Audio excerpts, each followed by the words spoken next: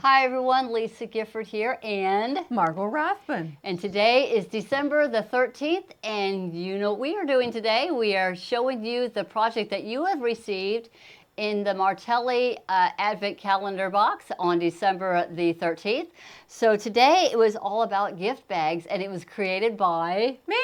Yeah, so this is Margo's gift bag for Martelli.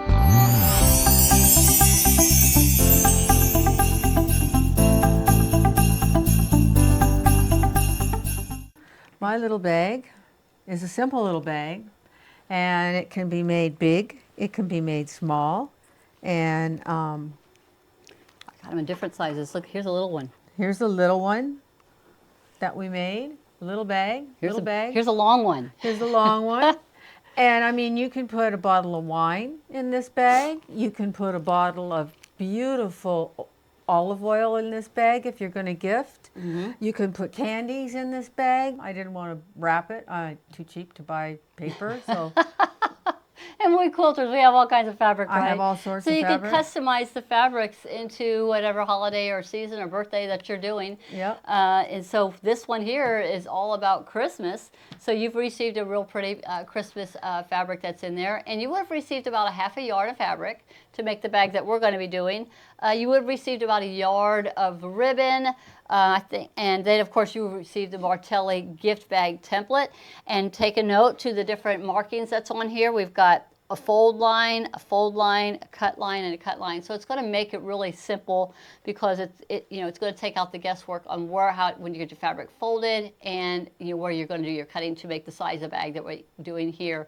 A couple other tools you might need is tweezers. Of course, if you have a machine that does a buttonhole, you're going to need a button. You're going to want to add a buttonhole to it. Or we're going to show you today where don't even use a buttonhole. We're just going to cut a little slit into the track that we create to run our ribbon through. A pin to help slide that ribbon through, or one of those little bobkins. I got a bobkin right here with our ribbon attached to it. Maybe some trimming scissors. Just very minimal tools is what you're going to need for this one. So going through all of that, let's talk about the fabric. So you're going to take your big piece of fabric and you're going to go ahead and get it all pressed nice and flat. Once you've got that done, and that's what I've got right here, I got my half yard piece right here. We're going to trim it down to work with this. Now you wouldn't have to, because by doing this you could use this exact size, the full size, but we're going to just show you how to do the double fold and everything. So on one end, after you've got it all pressed, you're going to cut off a 26-inch piece. So it's already 18 inches wide. So you're going to cut off a 26-inch piece. So I'm going to go ahead and we're going to, well, if we get that selvage cut off, Margo, what do you think? All right, so I'll get my little ruler out here and we'll get the selvage cut off. And we're just going to get this on here. We're just going to trim off that selvage right there on the edge. Does that look good? Pretty straight? All right. There we go. All right, so then you're going to cut off 26 inches. Once you have the selvage removed, you don't even have to remove the selvage because it is a gift bag. It's not going to be seen. But we're just going to go all the way to our 26-inch mark right here, and we're going to cut off a 26-inch piece off one end. We're still on the one line over there? All right, so let's go to the 26-inch piece. And again, this is customizable to any size, right, Margo? Right, any size. Any size. So this one here, I've got my 26-inch piece, so you can make another gift bag out of your other piece. Let's just set that over there. So the next thing you do is we're going to go ahead and get our folding done so that we can use our template. So you're going to take the fabric and you're going to go ahead and fold it in half, right sides together long ways. So this is how you're going to do it. You're going to have it like this, right, Margo? Up, matching up the edges here. And then you're just going to fold it again in the opposite direction. So now I've got two folds on the bottom, one long fold here, and then I've got all these raw edges right here. Got your double fold on the bottom, big fold right here. This is where you grab your template. You'll see you've got fold line, cut line, cut line. So you're going to set these folds right here onto the folds here. I should point out, again, it's folds and fold, cut and cut. That's all the cutting that That's all the cutting. That's all the cutting that we're doing. Yeah.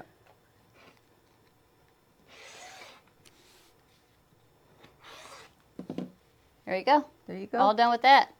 All done with that. So the next thing you're going to do is you're going to open it up, and you've got 2 long edges and you've got 2 shorter edges. So you're going to take one of the longer edges and you're going to fold it down about 1/4 of an inch and press it all the way down, and then fold it again 1/4 of an inch and press it all the way down. And then you'll stitch that. Or you can just go ahead and take it to your serger and you could serge it. Now here's this one here. You can see where it got folded over and folded over and stitched down. But this one here, all we did was just serge that raw edge. What we're doing is we're just covering up the raw edge, just to make it a little bit prettier. But to make it quick, just go ahead and just serge it. You could just serge it. Once you have that done, so I'm going to pull out this fabric right here where we folded it over, and we stitched it all the way down. So this whole piece is ready to go for our next step. Once you got that done, you're done with your template, so you can go ahead and set that aside. So the next thing is you're going to add your buttonhole. Now, if you're going to put it onto your machine to add the buttonhole, you're going to take your piece, you're going to lay it out in front of you. I think we do it right side up. You're going to have it laid out in front of you, and from the top where you've got your piece that's been stitched down, you're going to come over 5.5 inches, and then you're going to go 4 inches down. So I'm at 5.5 inches right here, and I'm going to go 4 inches down. So 1, 2, 3, 4. And you're going to put a mark.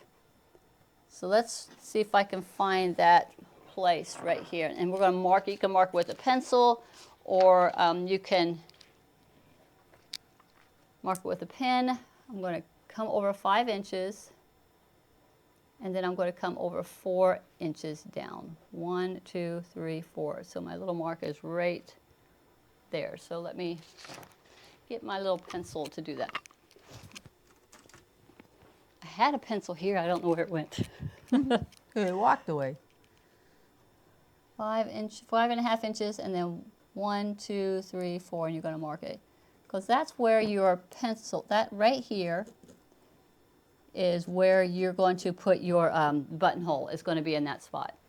But we're going to actually not put the buttonhole in. We're actually going to just cut. So I got it marked for that's where our cut's going to be. So once your buttonhole is complete, let's move on to the next step. So the next step is where we're going to open it back up. And now we're going to get to where we're going to start doing, creating the sewing for it, right? Mm-hmm. So we're going to do the sewing for it. So tell us how we do it next. What do we do next? Where are we on this? I think we're right here. To add the buttonhole. Once the fold buttonhole, over the here. Once we are fold over the prepared top edge, wrong sides together. Yeah, so you're going to fold it in half, wrong sides together. Wrong sides together. So this right here, and we're folding this down 2.5 inches, right? 2.5 inches. All right. So once your buttonhole is completed, so you're going to fold it over from the stitched edge down 2.5 inches. I've got a little ruler right here, so let's set this on our 2.5 inch ruler. Yeah. And we'll be able to line it up, and we'll finger press that, or we can take it to the iron and we could press it. Yeah. We're just going about 2.5 inches down. That's just about right there, about right there. Yeah, about right there. 2.5 inches down. And then we're going to press that. So I'm going to finger press it, I'll walk it over to the iron, and we'll get it pressed. So because we're going to go ahead and create the channel that we're needing to do for the ribbons. Yeah.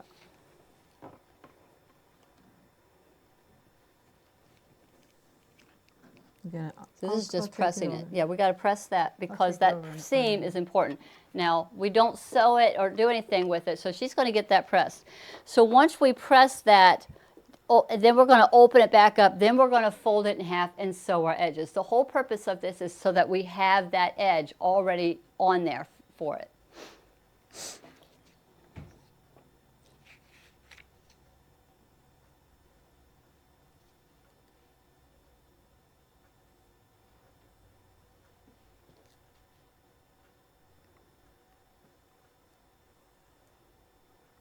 And by taking the time and doing this, that's going to put that buttonhole pretty much right there in the center of when we create the channel for our ribbon. So she's got it pressed. It's just a guide for right now. Then we're going to go ahead and open this back up, and we're going to go ahead and stitch it together. And I think this is where we just stitch this bottom and we stitch the top, right? Uh-huh. Okay. Going through, I'm making sure, matching up the sides and bottom raw edges, stitch across the bottom and across the side, and then we're going to fold it back down. All right, so let's get this, and again, we're not even doing any clipping. We're just going to stitch the bottom and we're going to stitch the side. And here's another thing. You could, again, do this on the serger. You could just take it to the serger and just stitch both of these sides down. Now I'm just doing 1/4 inch, kind of matching up my top here.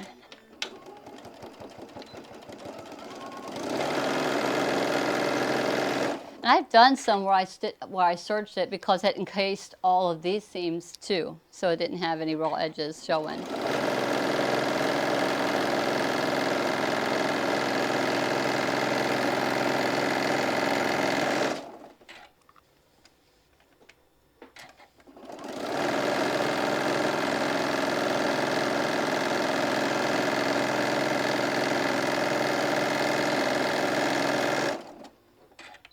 So that was the reason why it was very good to be sure to get this folded down, because it's going to make it so much easier now for the next step when we go to create our channel, because you already have it creased to creating the channel that you're going to be doing. Yes. Is that why we did that like that? Yep.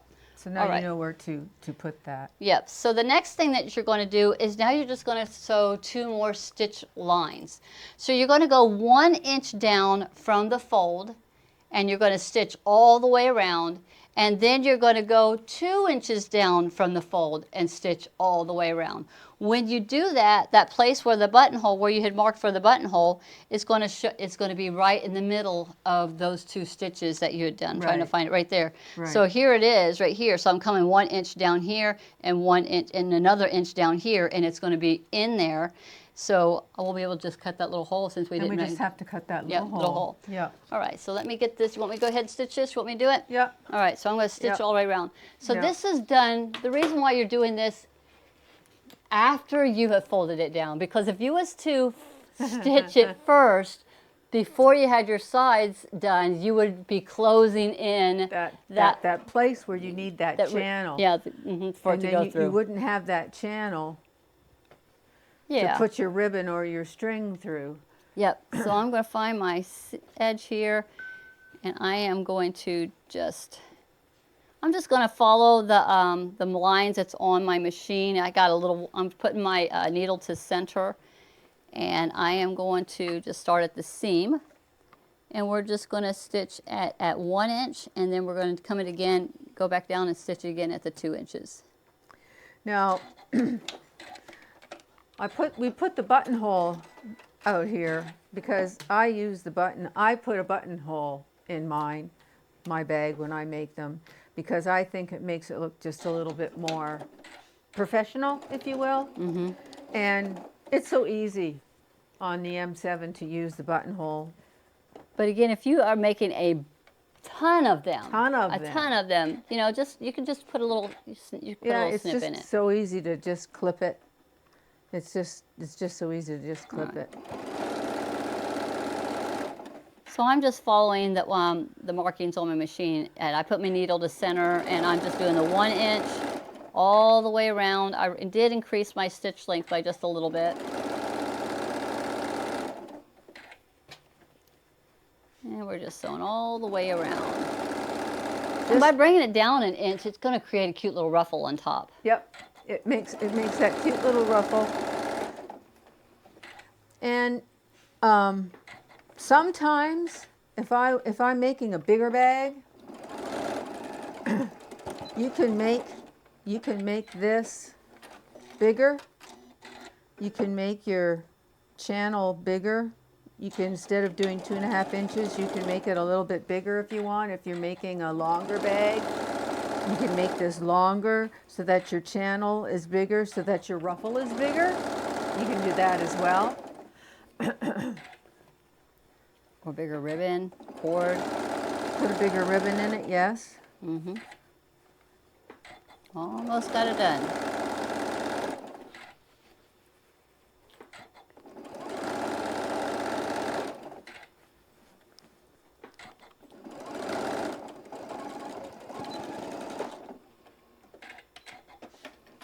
I think the biggest thing I have put in my bags is, like I said, I've put a drill in the bag. I put a big teddy bear in the bag. All right, so I'm going to flip it right side out.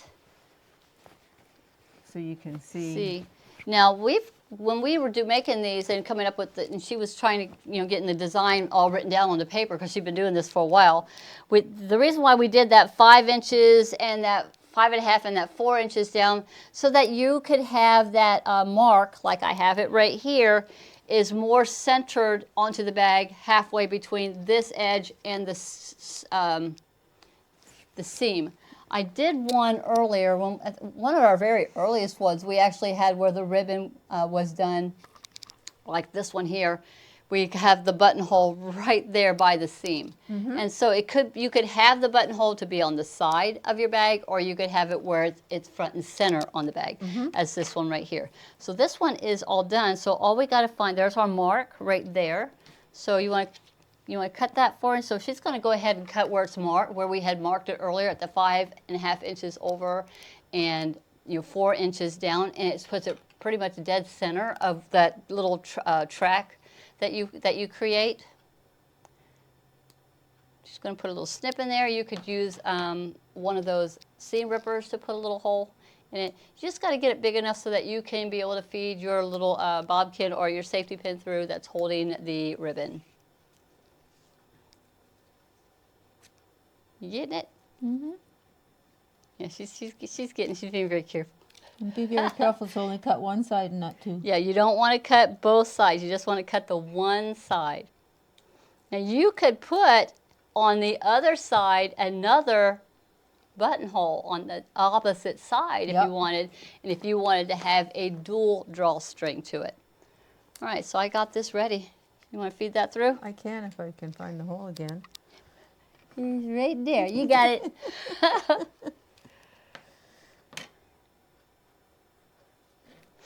Did I make it big enough for the bobbin wiggles? I don't think you did. I don't think I did. Here, let me help you. I'm blind. She didn't get it. She didn't get it big enough. I only wear glasses because they make me look pretty. Oh, you're so funny. I'm going to go this way and I'm going to go that way. We're just making the hole just a little bit bigger. Now it should fit in there really good. And you just want to be careful not to cut all the way through.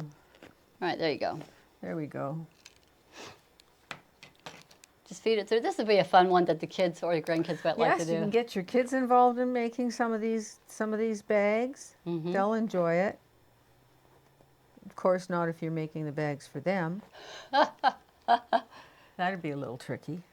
And these are bags that you could use over and over. You could say yes. after they've opened all their gifts, you tell them, "Give me back the bags for next year." Yeah, I make them give me back their bags. You do not. I do so because they just throw them away. They don't use them again. There, that's true. That makes sense. Oh my goodness! And Santa sacks. I make this. It started with Santa sacks. That's what it started with, was just Santa sacks. And then I went, you know what? I'm going to just make them all the time. There you go. So. All right, once you get this ribbon all the way through, you can pull off that little bobbin thing and just grab it, right? It should be done. It's done. Yeah, she's pulling it through. Once you get the ribbon through, you are completely done with this one. Why don't you grab that? Because I got it really wedged on there. Oh, you got it? She got it. All right, there we go. All right, so show them, Margo. And she's just evening up the ribbon, and then it's all done. How fun is that? And your bag is complete. Yep, that's all you got to do. And your bag is complete. How pretty is that?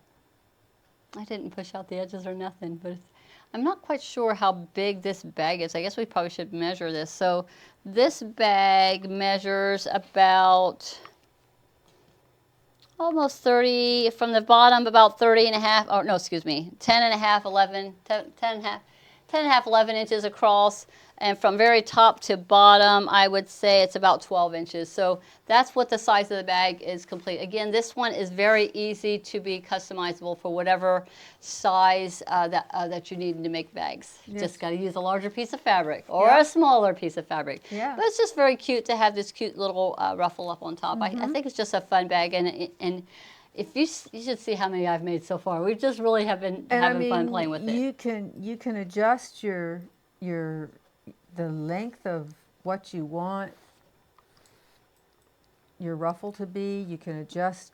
Yeah, your if you didn't want it bag. to be as tall, or if you want it to be a larger ruffle, then you could just adjust it by just bringing it down a little bit further. You just got to fold it over more. Yep. All right, so I think that's it for the Margo's gift bag for Martelli for December the 13th. Thank you so much for ordering the Martelli box. I think it was absolutely a lot of fun. So we'll see you soon for the next one. Bye-bye, everybody. Bye-bye, everybody.